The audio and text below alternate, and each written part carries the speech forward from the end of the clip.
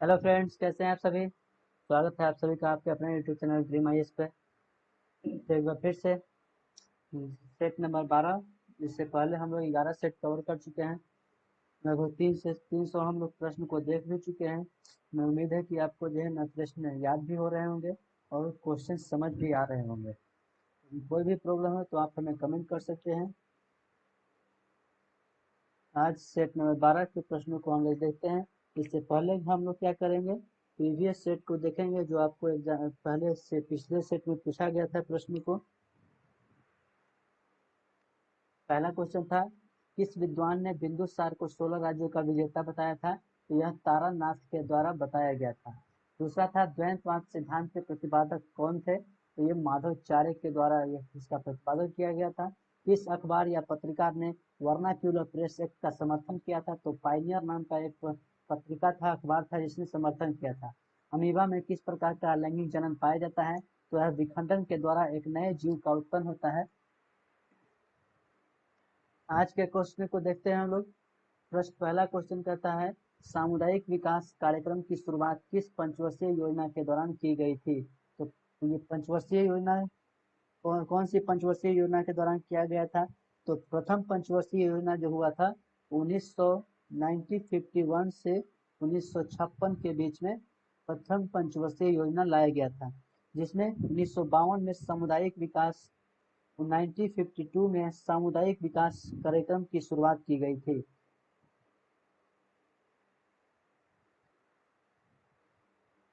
आर्थिक दृष्टिकोण से विनिर्माण तथा बिजली निर्माण किस क्षेत्र के अंतर्गत आता है।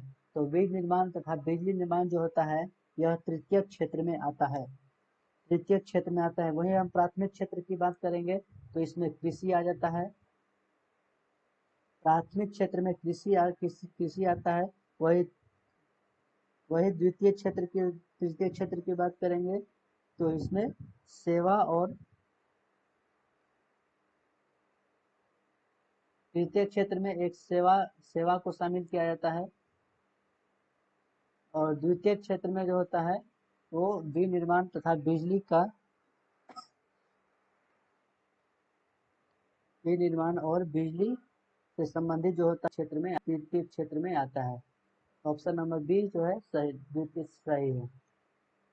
संयुक्त रूप से मानव शरीर का सबसे बड़ा अंग कौन सा है। तो सबसे बड़ा अंग यदि आंतरिक इसमें आंतरिक इसमें जो है प्रश्न में छूट गया है। संयुक्त रूप से मानव शरीर का सबसे बड़ा आंतरिक अंग कौन सा है। आंतरिक अंग की बात कर रहा है। आंतरिक अंग की बात करेंगे तो इसमें जो है यकृत हो जाएगा। आप फिगर में भी देख सकते हैं कि यकृत किसे लीवर कहते हैं। वही जब हम बाह्य अंग की बात करते हैं, जब हम वही मानव शरीर में किसी बाह्य अंग की बात करते हैं तो त्वचा जो होता है वो सबसे बड़ा अंग होता है। लेकिन प्रश्न में आंतरिक अंग पूछा है तो यकृत हो जाएगा। यकृत का वजन जो होता है 1.5 केजी होता है। इसका वेट जो होता है 1.5 केजी होता है। यह सबसे बड़ी ग्रंथि भी होता है और इसका जो लंबाई होता है वो 15 से 22 सेंटीमीटर तक लंबा होता है। इस तरह का लीवर पाया जाता है शरीर में। 1.5 ओम के प्रतिरोध वाले परिपथ पर 150 वोल्ट लगाया जाता है तो प्रतिरोध द्वारा खर्च की गई कुल शक्ति कितनी होगी। तो यह एक मैथमेटिकल प्रोसेस है, इस माध्यम से आप समझ सकते हैं। इसका जो होता है यह 15,000 वाट कुल शक्ति जो होगा। जब 1.5 ओम के प्रतिरोध वाले परिपथ पर जब हम 150 वोल्ट लगाएंगे तो 115,000 जो है वाट इसमें खर्च होगा। आप ऐसे भी समझ सकते हैं। पानी की बूंदों का तलीय पृष्ठ पर न चिपकने का क्या कारण है। तो पानी की बूंद जो है यह तलीय पृष्ठ पर न चिपकने का कारण जो होता है वह असंजक बल होता है। असंजक बल की कमी की वजह से यह नहीं चमकता है। अब यह असंजक बल क्या होता है। तो असंजक बल वैसे दो दो ऐसे असमान पदार्थ होते हैं दो ऐसे असमान पदार्थ जो होते हैं जो आपस में चिपक जाते हैं। अगर उसका असंजक बल ज्यादा होगा तो चिपक जाएगा, यदि नहीं असंजक बल ज्यादा नहीं होगा, कम होगा, तो वो नहीं चिपक पाएगा। इससे ससंजक जल बल की बात करते हैं तो दो समान अणुओं के बीच में यह लगता है। जैसे कि एग्जाम्पल में जब हम पानी की बात करते हैं तो पानी जो है, पानी की हर एक कण जो है ना आपस में जुड़ा होता है, वह ससंजक बल के कारण होता है। लेकिन असंजक बल जो होता है वह दो भिन्न भिन्न पदार्थों के बीच में लगता है।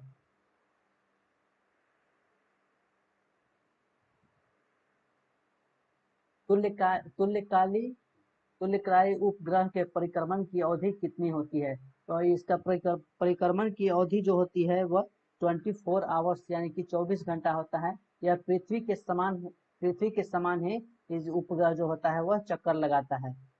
यदि पृथ्वी के समान यह चक्कर नहीं लगा, जैसे कि उपग्रह जो होता है यह पृथ्वी के तुल्यकारी उपग्रह जो होता है वो पृथ्वी की सतह से 35,746 किलोमीटर की ऊंचाई पर पृथ्वी के घूर्णन की दिशा में यह परिक्रमण करता है। इसकी अवधि जो होता है वह 24 घंटा के समान होता है। यह जैसे उपग्रह जो होता है यह जैसे कि यह जब ग्लोब होता है तो उपग्रह में जो एक निश्चित उपग्रह जो होता है एक निश्चित एक देश की सीमा के ऊपर देश में फिक्स किया जाता है उपग्रह को। जैसे कि मान लेते हैं कि भारत में जो है ना इसका भारत के ऊपर जो है ना इस उपग्रह को फिक्स कर दिया गया है। तो इसी तरह अगर 24 पृथ्वी के घूर्णन के समान नहीं होगा तो यह भारत में जो स्थित किया गया था उपग्रह वह यहाँ से हट जाएगा। इसीलिए इसको जो है ना जैसे कि यहाँ पे देख रहे हैं ये पृथ्वी जिस तरह से घूर्णन करता है उसी के समकक्ष ये भी उपग्रह जो होता है घूर्णन करता है, ताकि यह एक निश्चित स्थान पे बना रहे और वो और इस उपग्रह के माध्यम से पृथ्वी के ऊपर जो है इस देश के अंदर जो है जितनी भी चीज है वो बताता रहेगा। पेंडुलम को चंद्रमा पर जब ले जाए जाने पर उसकी आवर्त काल पर क्या प्रभाव पड़ता है? तो ये फिगर के माध्यम से अभी आप समझ सकते हैं कि जब हम चंद्रमा पर जाते हैं और पेंडुलम को ले जाते हैं तो इसका आवर्त काल जो होता है वह बढ़ जाता है। इसका आवर्त काल जो होता है वह बढ़ जाता है, क्योंकि जब हम बात करते हैं तो पेंडुलम को जो होता है चंद्रमा पर जो है क्योंकि यह गुरुत्वाकर्षण की कम की वजह से होता है।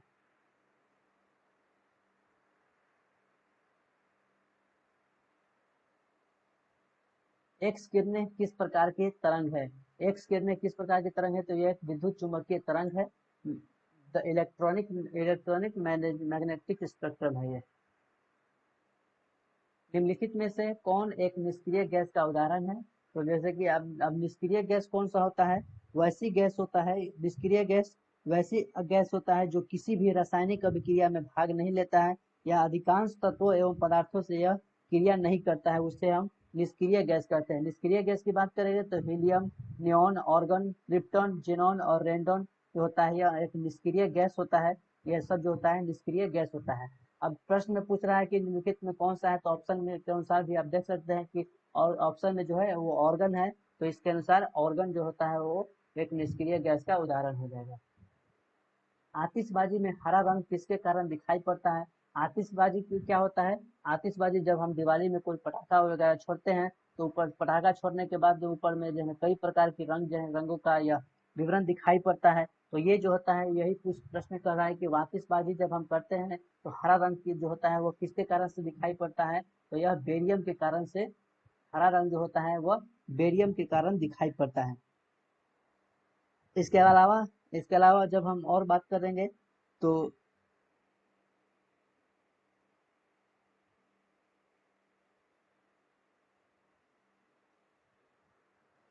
लाल रंग की हम जब बात करते हैं तो लाल रंग जो होता है वो ट्रांसियम के कारण होता है और नीला रंग जो होता है वो कॉपर के कारण नीला रंग जो होता है वो कॉपर के कारण दिखाई देता है और सिल्वर रंग जो होता है वह एल्युमिनियम के कारण जो है रंगीन दिखाई पड़ता है।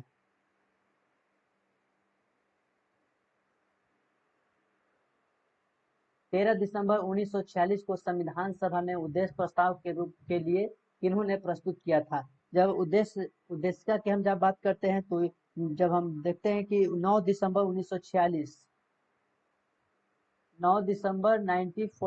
को संविधान सभा का गठन किया गया था। 9 दिसंबर 1946 को संविधान सभा का गठन हुआ था।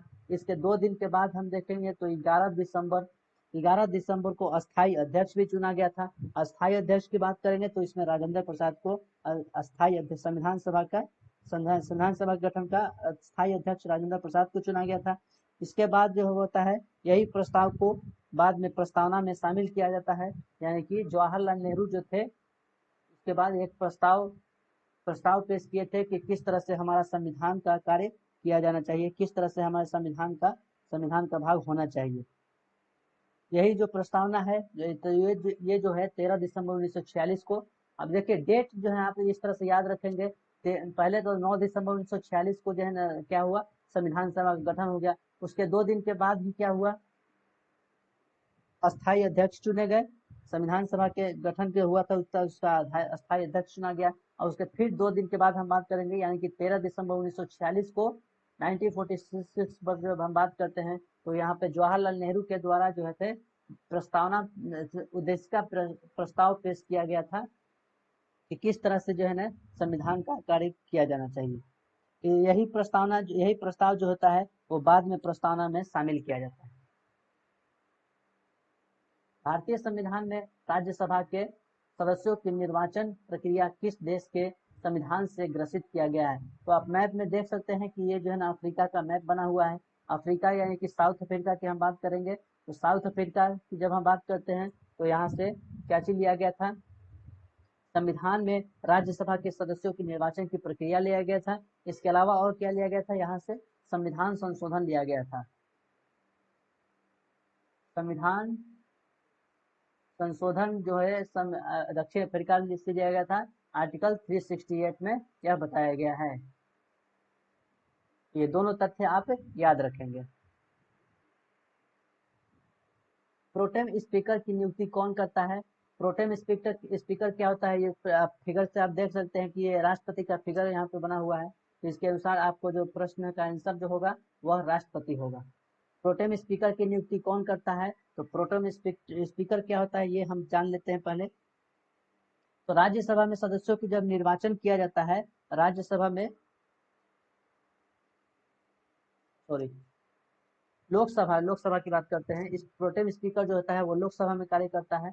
लोकसभा के चुनाव को जब लोकसभा के चुनाव हो जाता है तो एक समिति के एक सीमित समय के लिए एक निश्चित समय के लिए प्रोटेम स्पीकर की नियुक्ति की जाती है राष्ट्रपति के द्वारा। ये प्रोटेम स्पीकर जो होता है वो एक लोकसभा के अध्यक्ष का चुनाव करते हैं कि लोकसभा में जो है वो अध्यक्ष कौन बनेंगे। और ये प्रोटेम स्पीकर जो होता है वो एक वरिष्ठ लोकसभा का एक वरिष्ठ अध्यक्ष, लोकसभा का एक वरिष्ठ मेंबर होता है, वही उसी को प्रोटेम स्पीकर बनाया जाता है और उन्हीं के द्वारा जो होता है लोकसभा का अध्यक्ष का चुनाव किया जाता है। इसके अलावा उनकी शपथ भी दिलाई जाती है प्रोटेम स्पीकर के द्वारा। निम्न में से कौन सा कोशिकांग जंतु कोशिका में नहीं पाया जाता है? तो जंतु कोशिका में कौन सा नहीं पाया जाता है, कौन सा कोशिकांग है जो नहीं पाया जाता है? तो ये रसधानी जो होता है, वह कोशिकांग में नहीं पाया जाता है, क्योंकि रसधानी जो है यह सिर्फ पादप कोशिका में पाया जाता है। रसधानी जो होता है वह पादप कोशिका में पाया जाता है, पादप कोशिका में पाया जाता है, क्योंकि इसमें जो होता है जल, लवण, खनिज और कार्बोहाइड्रेट की मात्रा काफी ज्यादा होती है। कौन सा एंजाइम वसा को वसीय अम्ल तथा ग्लिसरॉल में परिवर्तित कर देता है? तो वसा को तो लाइपेज जो होता है वह एंजाइम वसा को वसीय अम्ल को ग्लिसरॉल में परिवर्तित कर देता है। एंजाइम यानी कि उपयुक्त में से यहाँ पे ऑप्शन नंबर डी यहाँ के उपयुक्त में से कोई नहीं होगा। लाइपेज जो होता है वो एंजाइम वसा को वसीय अम्ल को ग्लिसरॉल में परिवर्तित कर देता है। आप इस फिगर के माध्यम से भी देख सकते हैं कि लाइपेज जो होता है वह फैट को जब यहाँ पे टूटता है तो ग्लिसरॉल और फैटी एसिड जो होता है वो अलग हो जाता है। कॉकरोच में हृदय कोष्ठों की संख्या कितनी होती है? जब हम हृदय कोष्ठों की संख्या बात करते हैं तो सबसे पहले हमें ख्याल आता है मानव का। और मानव में जो होता है वो हृदय कोष्ठों की इस तरह से आप समझ सकते हैं कि एक हृदय हो गया, और इसका जो होता है वो 4 भाग पाया जाता है। इस 4 भाग जो होता है वो बायां अलय, इसके पहले भी हम इस बारे में चर्चा भी कर चुके हैं। वहीं हम कॉकरोच की बात करते हैं, तो इसमें देखिए कि कॉकरोच के माध्यम से यहाँ पे जो है इस तरह से ये कुल मिलाकर 13 गो जिसमें कोष्ठों की संख्या पाई जाती है। आप गिन कर भी आप कर सकते हैं। तो कॉकरोच में हृदय की कोष्ठों की संख्या जो होती है वो 13 होती है। इसके अलावा मनुष्य में जब हम बात करेंगे तो हृदय की कोष्ठों की संख्या जो होती है 4 होता है, और केंचुए में जब हम बात करते हैं तो इसमें 8 जो होता है वह केंचुआ में होता है। 8 हृदय की कक्ष जो होता है वो केंचुआ में होता है। भारत के नियंत्रक एवं महालेखक परीक्षा के संबंधित उपबंधों का वर्णन संविधान के किस भाग में किया गया है? तो जब हम नियंत्रक एवं महालेखक परीक्षा की बात करते हैं तो भाग 5 और अनुच्छेद 148 से 151 तक कैग की बात करता है, नियंत्रक एवं महालेखक परीक्षक की बात करता है।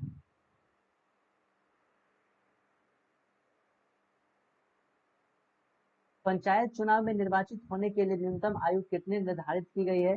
तो यह पंचायत चुनाव में निर्वाचित होने की बात कर रहा है, तो न्यूनतम आयु जो होता है वो 21 वर्ष तय किया गया है। वही मतदान के देने का अधिकार जो होता है वो 18 वर्ष से शुरू होता है। मतदान देने का जो समय होता है वो 18 वर्ष से शुरू होता है। प्रथम राजभाषा आयोग का गठन किस वर्ष किया गया था? प्रथम राजभाषा आयोग का गठन किस वर्ष किया गया था?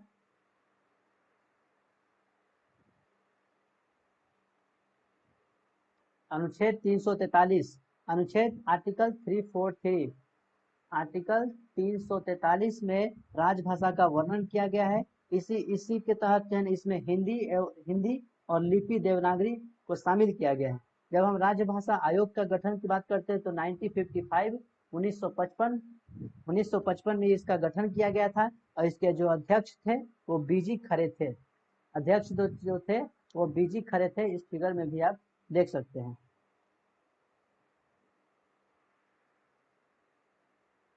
समाचार पत्र निम्नलिखित में से किस सूची के अंतर्गत आते हैं? तो समाचार पत्र जो होता है वो समवर्ती सूची के अंतर्गत आता है।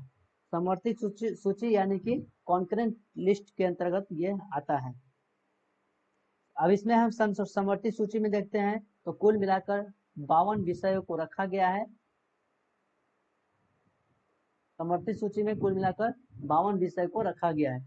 जैसे कि पता है कि सूची 3 प्रकार के होते हैं, यूनियन लिस्ट, संघ सूची, राज्य सूची और समवर्ती सूची।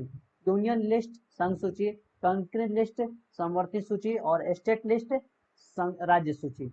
इस फिगर में भी आप देख सकते हैं कि स्टेट इसमें जो समवर्ती सूची जो होता है वह स्टेट में भी होता है और केंद्र दोनों में होता है, जो उसे समवर्ती सूची कहते हैं।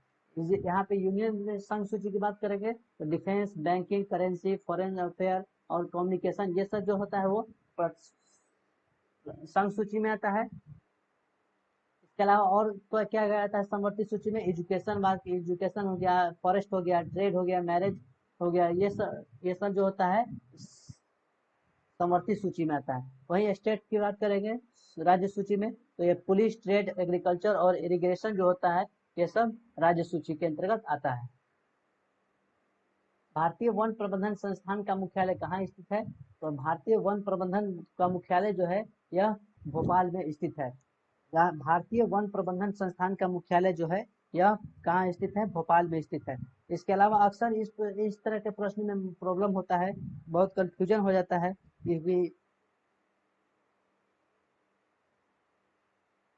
क्योंकि इसमें जो है आप देहरादून भी मार सकते हैं कि बल्कि देहरादून जो होता है वह वन्य जीव संस्थान का मुख्यालय है देहरादून में। वन्य जीव संस्थान का मुख्यालय है देहरादून में।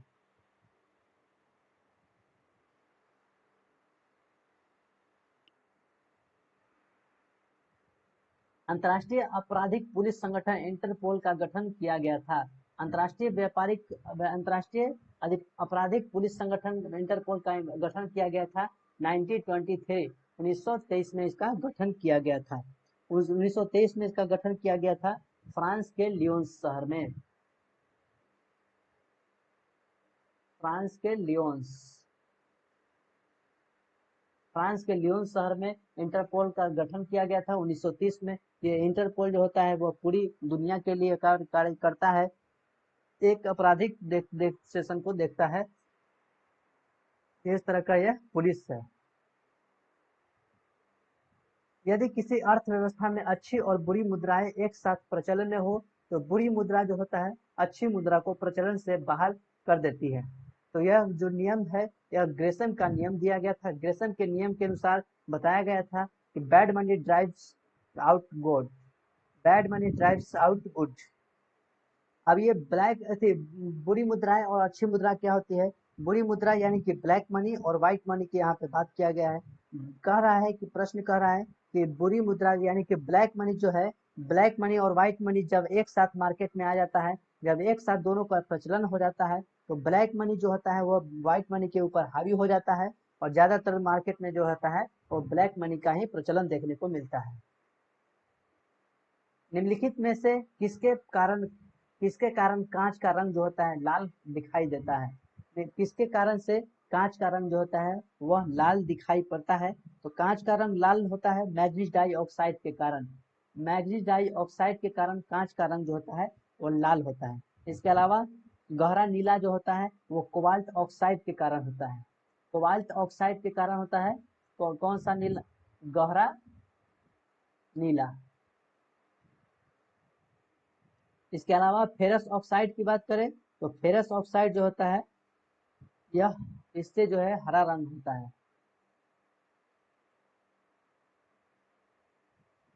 फेरस ऑक्साइड के कारण जो होता है कांच का रंग वह हरा दिखाई देता है। आज का लास्ट और 25वां प्रश्न है, स्वतंत्र भारत की प्रथम औद्योगिक नीति का घोषणा कब किया गया था? स्वतंत्र भारत यानी 1947 की बात कर रहे हैं। 1947 के बाद जो है औद्योगिक नीति की घोषणा कब की गई थी? औद्योगिक नीति यानी कि इंडस्ट्री क्षेत्र लाने की घोषणा कब किया गया था? तो यह एक साल बाद 1947 के 100 वर्ष आजादी के 10 साल बाद 1948 1947 में यह प्रथम औद्योगिक नीति की घोषणा किया गया था। उस वक्त हम प्रधानमंत्री की बात करेंगे तो जवाहरलाल नेहरू हुआ करते थे। औद्योगिक नीति की बात करें तो इंडस्ट्रियल एरिया की बात कर रहा है। तो इस तरह से आज हम लोगों ने 25 प्रश्न को देखे। आज का क्वेश्चन क्या देखते हैं। पहला क्वेश्चन कहता है कि भारत में सर्वाधिक वर्षा किस मानसून के कारण होती है? दूसरा है निम्नलिखित में से कौन सा स्थल रुद्र देश नहीं है? तीसरा है वैदिक काल में जीवन भर अविवाहित रहने वाली महिला को क्या कहा जाता है? और चौथा क्वेश्चन है महात्मा गांधी और B.R. अम्बेडकर के मध्य पुणे समझौता कब हुआ था? इस प्रश्न का इन चारों प्रश्नों का उत्तर आपको कमेंट में देना है। इससे पहले भी ये प्रीवियस सेट का था। प्रीवियस सेट का जो प्रश्न था ये आपसे पूछा जा रहा है। आप इसका आंसर जो है कमेंट में बताइए। वीडियो अच्छा लगे तो लाइक और शेयर जरूर करिएगा। आपको आई होप हमको अच्छा उम्मीद है कि आपको जो है वीडियो समझ में आ रहा होगा। कोई भी प्रश्न आपके अंदर डाउट नहीं होगा। यदि आपके कोई भी प्रश्न आपको डाउट है तो आप हमें मैसेज कर सकते हैं, उस चीज को पुनः विश्लेषण किया जाएगा।